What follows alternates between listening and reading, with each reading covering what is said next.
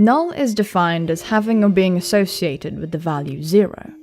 To null something is to cancel it out.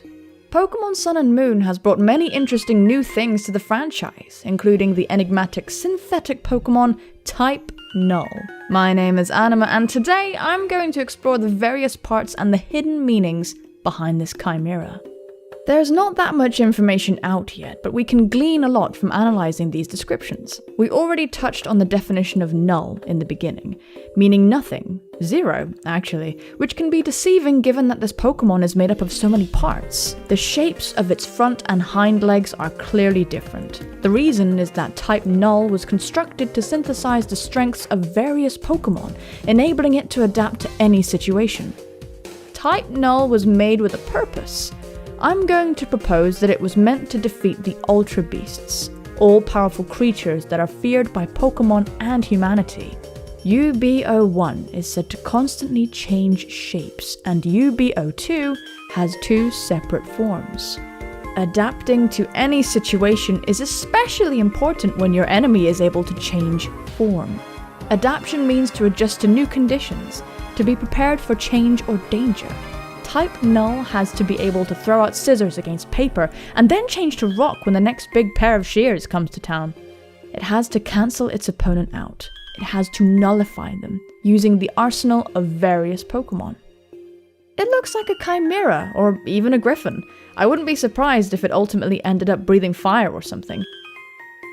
The mask fitted to Type Null's head is a piece of equipment designed to control its latent powers. It's extremely heavy, so it also serves to hinder Type Null's agility. This is a creature with tremendous power. The mask controls that power and keeps its strength at bay. This is just speculation, but it's possible that the helmet allows control over Type Null itself. The cross-like shape to its collar resembles Arceus's wheel, even down to the gems at the ends, which in Null's case look dulled. Instead of this brilliant gold, it is copper or even stone. The presence of Arceus's wheel links it to what is essentially the god of Pokemon. This feels fitting given that its purpose is to potentially kill gods. More on this later. Type Null appears to be wearing a Gallia, a Roman helmet, showing its purpose as a sort of soldier. It's clearly built to hunt a variety of threats, but who is it aimed for? To complete a certain mission, there was need of a Pokemon powerful enough to rival those Pokemon often spoken of in mythology. There is a theory in the community that some members of the Aether Foundation are the Ultra Beasts, or at least are strongly involved with them. Let's talk about Aether for a moment. As a substance, Aether was thought to be all around us, and was the medium that light and radio waves moved through. Before that, in mythology, it was the material that gods breathed and suffused everything in their realm. An idiom you might have heard of is, "it's in the ether." You would use it in a sentence like, "I've lost my keys. Ah, they're in the ether." It refers to your thing being in an unknown, unseeable place. Ultra Beasts emerge from seemingly nothing, as though from the ether. Okay, now stay with me. The Michelson-Morley experiment performed in 1887 was done to detect the speed of light through ether. The experiment yielded a null result. This ether was found not to exist. This was a key piece of evidence in real life towards ether being non-existent. When thinking about a certain Pokemon with this context in mind, things get really interesting. Could Type Null be intended to eradicate the existence of ether? To nullify godlike beings who breathe this ether stuff in?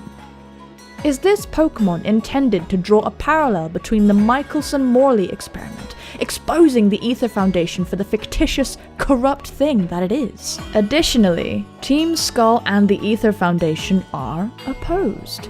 Skall steals Pokemon, causes all kinds of mischief, and dresses a very provoking, edgy black. The Aether Foundation hates the whole Pokemon stealing vibe. They want to create a paradise for Pokemon on an expensive island, and they wear a polarizing white uniform. But why is this important? Well, Gladion is Team Skall's enforcer. He seems to be associated with the UB02's absorption form, the appearance of the burly mosquito full of blood, possibly reflecting his desire for gaining strength. It is speculated he is related to Lusamine and Lillie, given their physical similarities. This poses an interesting family connection. Gladion is directly opposed to Aether, as he is in Team Skall.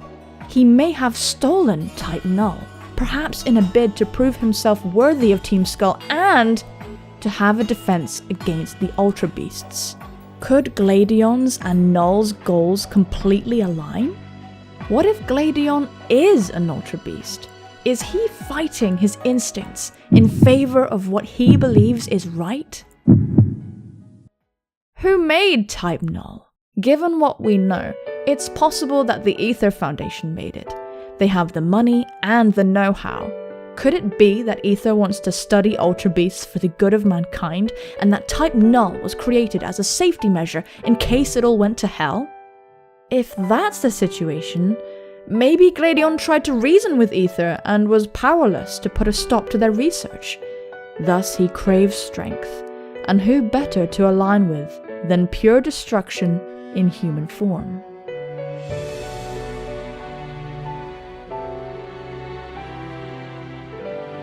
Whew, that was a doozy. I've never done a Pokemon theory before, so I hope it was enjoyable for you. If it was, you might be interested in seeing other theory videos I've made, or perhaps you want to see my live reactions to the Pokemon news.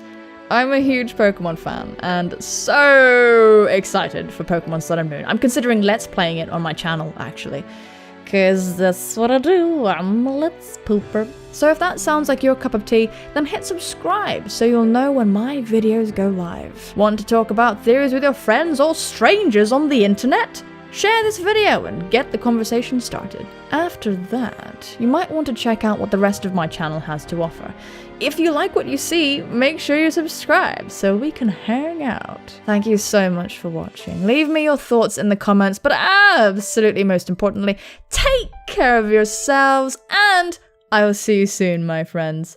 Bye-bye.